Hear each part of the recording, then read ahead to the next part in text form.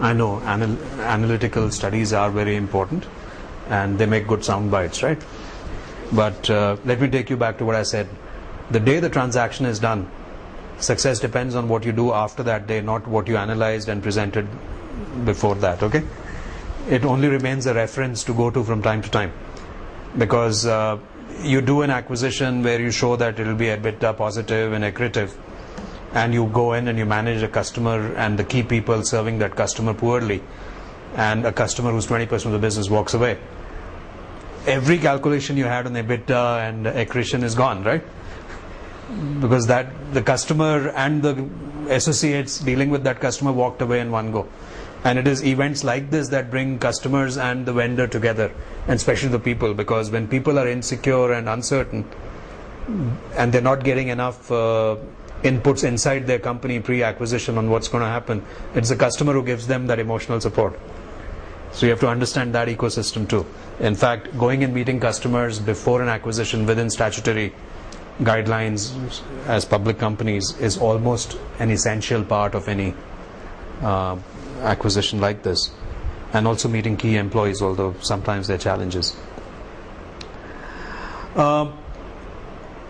You are actually right. Cultural challenges would be the most important event that can make an acquisition hugely successful or painful, which means sweet pain that you live with for a long time and give a lot of people reasons to complain, etc., etc. And one thing I found is, now what you do to that, do you plan for it? Absolutely.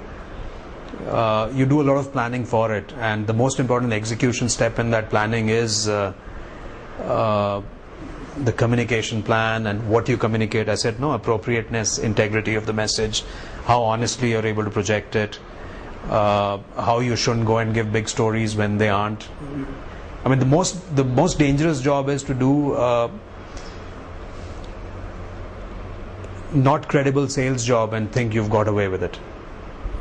And therefore, if there are some messages which are difficult to digest but are a reality, then those messages are as important to give as the sweet messages of saying everything will be fine and things will change and for the better. But something that I found enough focus is not given to in integration, because remember, we focus on culture but we limit that culture to the line functions. So we think of people in sales and say, oh, this company's sales incentive policy is this, the company that's acquiring, the sales incentive policy is this company incentivized people on order booking, the other company incentivized them on the margins that they got, or a new strategic area that they broke into. Those are not difficult, because anyway you put in all the attention, right? Because it is linked to rewarding people. So anyway, pre-integration also a lot of efforts are put into trying to align those and culturally. And 90% of people choose to change one way or the other, and 10% then say, I'm not interested in it. And then you try to find those people a good role in line with their thinking, or some separate, right? Similarly, if you come in our line of business to people in delivery, you will find that styles, systems, underlying values are quite consistent across companies. They're not very different. The only thing that may vary is the measurement in different companies. And therefore, as I said, it is measurement induced behavior. So you need to make a change in the measurement, and that's where cultural starts to come in. Is it a centrally governed and controlled company? Is it a federated company? Is it a distributed company? Is it an entrepreneurial company?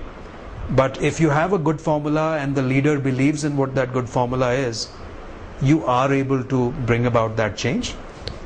In some cases easily, in some cases with a certain degree of difficulty. But very little attention is paid to functions like HR, not the HR policies, but the HR function itself, the finance function itself, the commercial function, the facilities, administration, because all the focus goes in the integration on the line function. Now think of that function. And again, very hypothetical.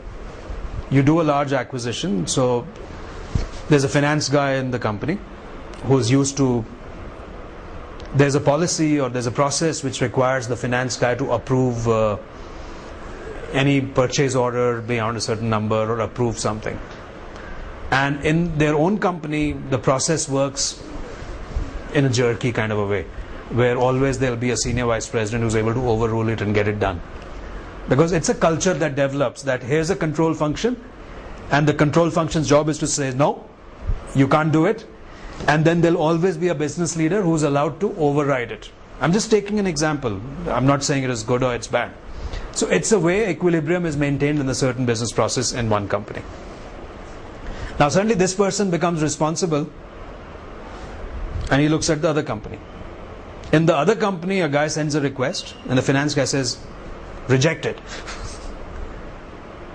The expectation in your own company was that when you said rejected, immediately the line manager went to the senior VP who looked at it and said, I agree with the rejection. No, I don't agree. I think you need to agree to this. And here you see in the other company, there's nobody to raise his hand and say, what's going on? So actually there are these underlying enabling support functions that end up causing more dissonance than the actual line functions when you do a large acquisition and you're working towards integration, and not enough attention gets paid to that. So it's interesting, but each one is a unique situation.